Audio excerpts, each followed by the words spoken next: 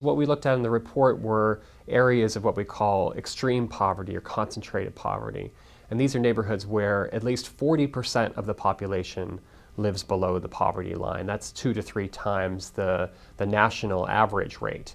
And we saw that the number of people living in those sorts of neighborhoods over the decade rose by about a third. And now the percentage of poor people who live in those sorts of communities, we estimate that by 2010 it's about 15%, up from 10% at the beginning of the decade. And this poses a whole host of problems for people who are living in the midst of very poor neighborhoods, from low-performing public schools to a lack of job opportunities, access to basic services like retail, higher levels of crime, poorer public health outcomes. All these things sort of gang up on families in the midst of concentrated poverty, such that it makes it even more difficult for them to escape poverty over time.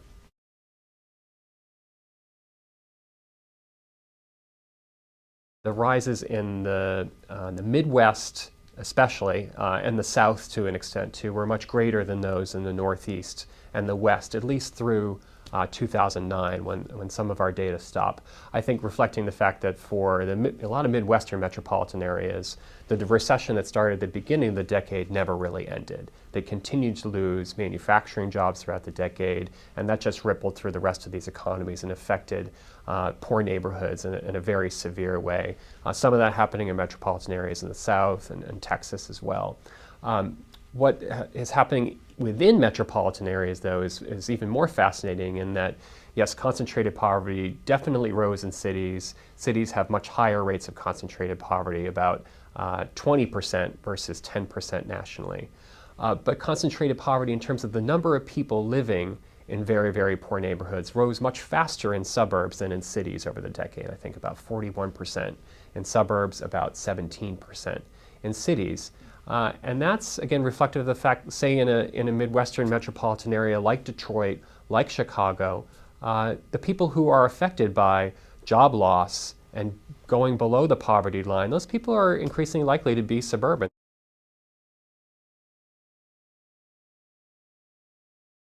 As our overall population is diversified, as it's affecting more types of areas, not just cities, but now suburbs as well, the profile of people living in the midst of concentrated poverty has changed as well. So over the decade, we saw that the share of residents who are living in very, very poor neighborhoods, who are white, who are more educated, who do not receive public assistance or live in public housing, who are native-born, not immigrants. All those things have been on the rise. Now, if you are black, if you are Latino, if you are on public assistance, if you're living in public housing, you're still more likely to live in these communities. Those people are affected at disproportionate rates. But I think we need to get over what have been the conventional notions of inner city concentrated poverty neighborhoods and sort of broaden our perspective on who's affected by concentrated poverty and as a result what we need to do to tackle it.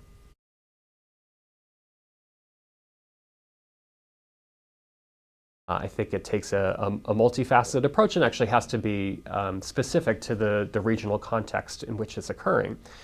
So at the federal level, I think we need to think about how we deploy our public and affordable housing programs in different ways.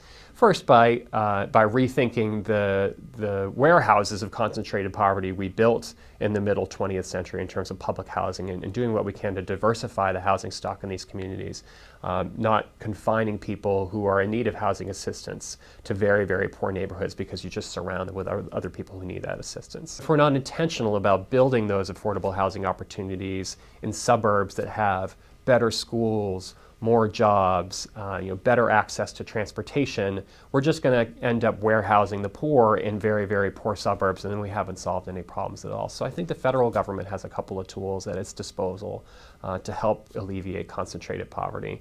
But states, regions, municipalities have to be part of that solution too.